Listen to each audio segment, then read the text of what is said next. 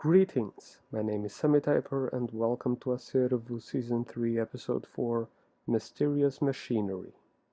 As distances are traversed, odd sounds can be heard, dings and clicks, whistles and bells, never quite synchronized, yet still coherent, like a symphony of musical scrap metal. A collection of parts and delicate constructs form the source of the noise. Tubes, conveyor belts, and flickering lights sprout out of it, seemingly at random. The materials are diverse. Brass, tin, and an unknown shiny metal compose the exoskeleton of the machine. Glass forms tubes, screens, and windows to see the inside of this machine. Wood forms buckets and cups. A thick, beautifully patterned patchwork cloth composes inflating and deflating bags. This creation looks old, and it probably is, though it works perfectly and is in pristine condition. It keeps a steady rhythm and harmony, efficiently producing whatever it is supposed to produce. However, attempting to find out what this machine does is difficult.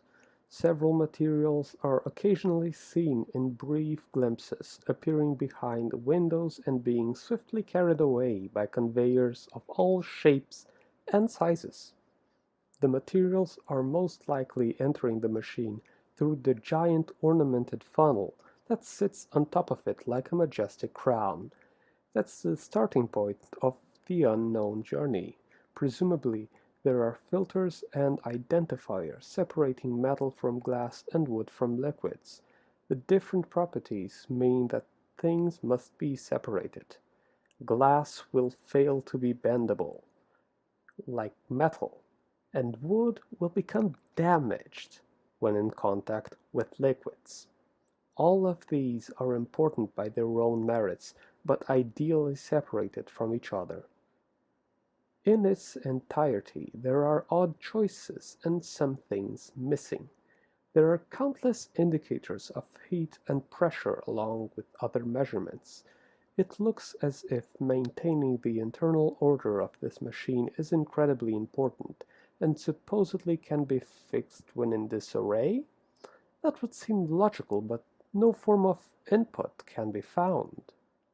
How would a third party operate this machine without any button, screen, and lever? Shouting and commanding does nothing.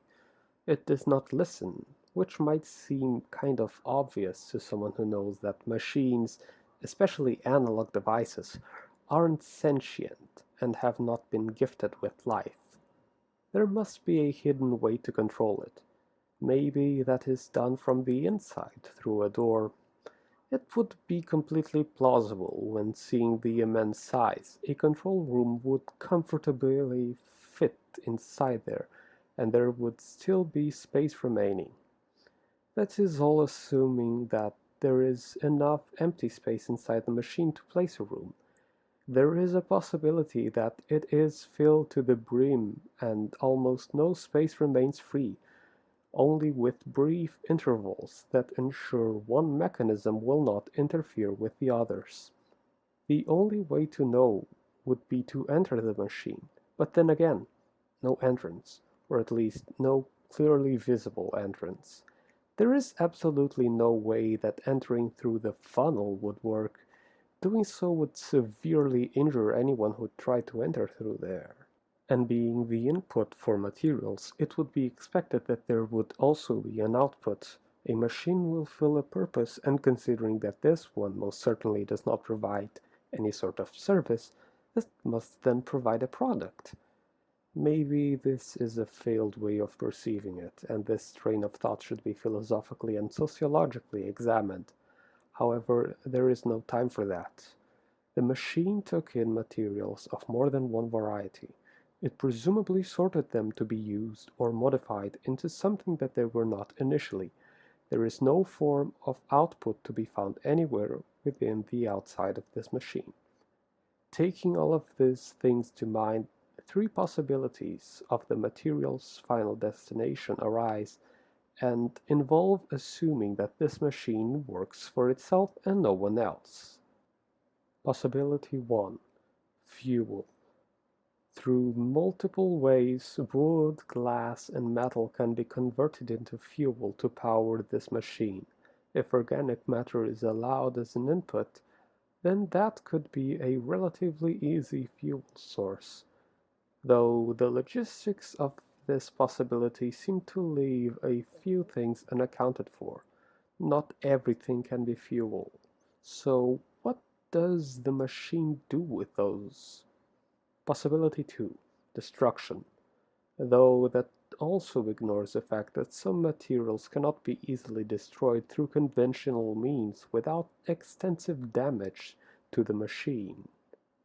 Possibility 3. Self-reliance. The machine picks the parts it needs for repairs and destroys or converts into fuel those things it does not need. A harmonic way to operate.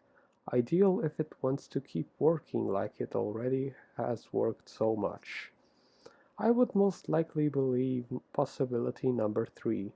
It seems like the most coherent and balanced option for what this great, big, and mysterious machine might do. I hope you enjoyed this video. This has been Sumitiper, and thank you so much for watching.